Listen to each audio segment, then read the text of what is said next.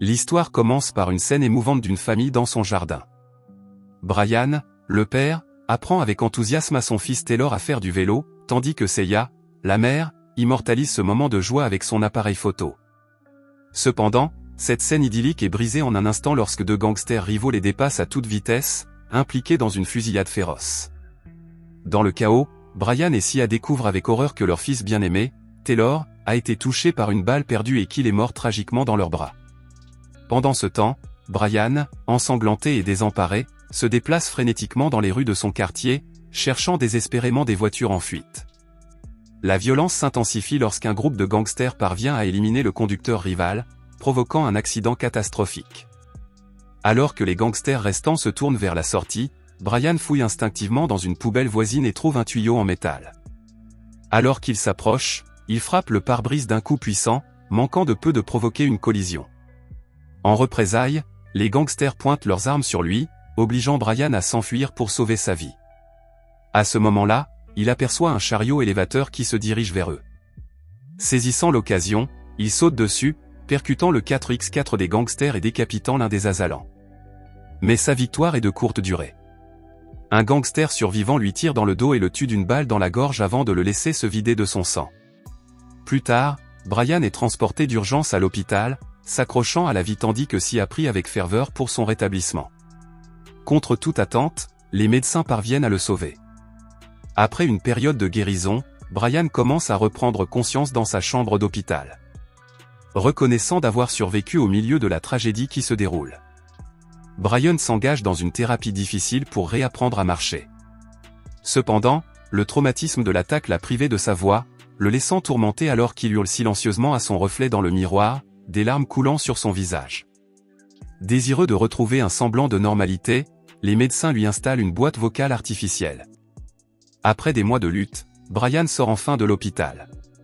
Sia le raccompagne chez lui à travers une ville marquée par la décrépitude et la violence des gangs. À l'intérieur de la maison, les restes des cadeaux de Taylor persistent. Dans un moment de rage et de déchirement, elle remarque un reportage décrivant le meurtre brutal de son fils. Le lendemain matin, alors que Sia se prépare à aller travailler, il est clair que Brian n'a pas trouvé de réconfort dans le sommeil. Accablé de nostalgie et de chagrin, Brian se rend dans la chambre intacte de son fils, s'asseyant sur le lit où ils ont partagé d'innombrables moments ensemble. Pendant ce temps, Brian découvre la carte de visite de l'inspecteur Denny et décide de se rendre au commissariat. Alors qu'il attend dans le bureau de Denny, son regard s'attarde sur le tableau d'affichage de la police, rempli de photographies de gangsters locaux recherchés pour divers crimes. Il commence à prendre des photos des visages exposés. Soudain, son cœur s'emballe lorsqu'il voit Playa, le gangster qui lui a tiré dessus. Lorsque l'inspecteur Denny revient enfin, Brian est déjà sur le point de partir, habité par un nouveau but. De retour chez lui, il accroche les photos des gangsters au mur et planifie méticuleusement son enquête. Brian suit un entraînement intensif et regarde des vidéos d'instruction sur le maniement du couteau. Il s'entraîne en même temps qu'il perfectionne ses aptitudes physiques. Les mois passent et Brian achète une voiture d'occasion, grisée par les progrès qu'il fait pour atteindre son objectif. Pendant ce temps, Sia lutte contre le fardeau des factures et l'entend souvent travailler la nuit pour modifier son véhicule. Déterminé à s'armer davantage, Brian s'inscrit à un cours d'entraînement au maniement des armes à feu, en se concentrant sur l'amélioration de sa visée. Il amasse une collection d'armes et commence à écouter les radios de la police, renforçant ainsi son engagement dans sa sombre mission. Un soir, sentant le poids de son isolement, il tente de renouer avec Sia, qui a décidé d'aller vivre chez sa mère, le laissant derrière elle. Plus tard, il fait un tour en voiture, s'entraînant avec une intensité alimentée par le désespoir. En octobre, Brian commence à surveiller les repères de gangsters connus, capturant des images de leurs activités illicites. Lors d'un moment de tension, il voit Playa profiter d'un moment d'insouciance avant de remarquer un homme qui s'éloigne en voiture et de prendre en photo la plaque d'immatriculation avec une sinistre détermination. Brian s'est transformé en un personnage musclé et athlétique et en un conducteur très habile à manœuvrer sa voiture avec précision. Cette nuit-là, Brian se met à l'abri de ce qui l'attend. Le 23 décembre, il repère la maison d'un des gangsters et s'y infiltre. Lorsque le gangster entend des bruits et vient enquêter, Brian l'assomme rapidement.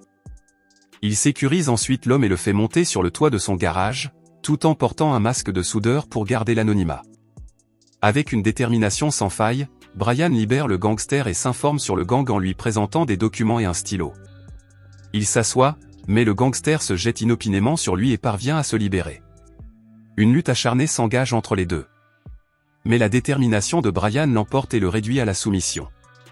Le 24 décembre, Brian se prépare pour le lendemain, enfile ses gilets pare-balles et prépare ses armes à feu. Avant de partir, il écrit une note et jette un dernier coup d'œil à la chambre de Taylor, s'imprégnant de chaque détail alors qu'il envisage la possibilité de ne pas revenir.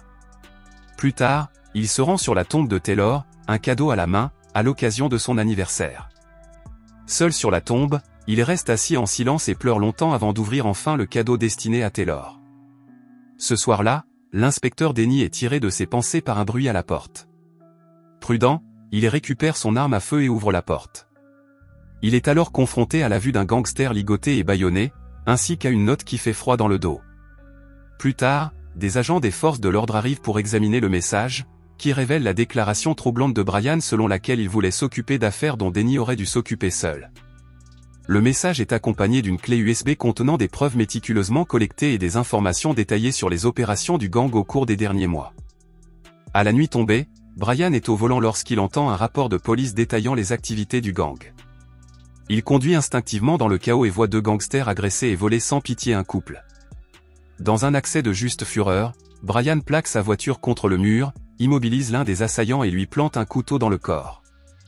L'autre gangster, désespéré, s'accroche au toit de la voiture de Brian pour tenter de s'enfuir. Dans une lutte effrénée, Brian tente de le repousser, mais lorsque l'homme brandit une arme, Brian réagit instinctivement, le désarme et tire un coup de feu mortel d'un seul coup. Il se dirige vers l'enceinte du gang et jette un paquet emballé par-dessus le mur.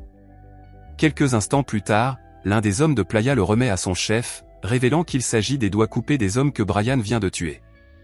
Réalisant que Brian est à l'origine de ces actes de défiance, Pia mobilise rapidement ses gangsters et leur donne l'ordre urgent de le traquer. En s'arrêtant sur un vieux pont, elle sort un jouet musical chéri qui a appartenu à Taylor. Alors que la mélodie familière remplit l'air, elle lui rappelle sa raison d'être et l'amour pour lequel il se bat. Avec une détermination renouvelée, Brian repart, mais les gangsters se regroupent rapidement et le poursuivent dans les rues de la ville. Dans une manœuvre assourdissante, il exécute un virage à 180 degrés, s'attaquant aux hommes devant eux avant de dériver habilement pour tirer sur l'un d'entre eux. Il s'éloigne rapidement, mais les hommes sont implacables et le suivent de près. Avec des réflexes rapides, il abat l'un d'entre eux avant d'effectuer une manœuvre de dégagement sur le camion avant, provoquant une collision catastrophique entre les deux véhicules. Le motard ne se laisse pas décourager et tire sur la voiture accidentée de Brian. Alors que le motard s'approche de lui, Brian saisit l'occasion pour saisir son arme, en voyant le motard s'écraser au sol avant de le projeter tête la première contre un mur. Prenant un moment pour reprendre son souffle, l'inspecteur Denny est dans la voiture et analyse les preuves que Brian a partagées avec lui. Déterminé à confronter le gang, il se dirige vers leur quartier général. Pendant ce temps, Playa, furieux de l'attaque de ses hommes, envoie un message urgent, convoquant tous ses hommes de main dans son fief. Brian s'arrête devant le bâtiment du gang, la mélodie lancinante du jouet de Taylor jouant doucement tandis que des souvenirs de temps heureux envahissent son esprit. Reconnaissant une opportunité cruciale, Brian s'équipe et part en moto, prêt à finir ce que les gangsters ont commencé. Il se faufile dans la cachette derrière un convoi de gangsters, déclenchant une fusillade féroce autour de lui. Pendant ce temps, le chaos règne car ses propres hommes sont systématiquement éliminés. Playa, pris dans le chaos, profite de la compagnie de son complice, ignorant tout de la tragédie en cours. À ce moment-là, l'inspecteur Denny s'infiltre dans le bâtiment, piétinant les corps sans vie qui jonchent le sol.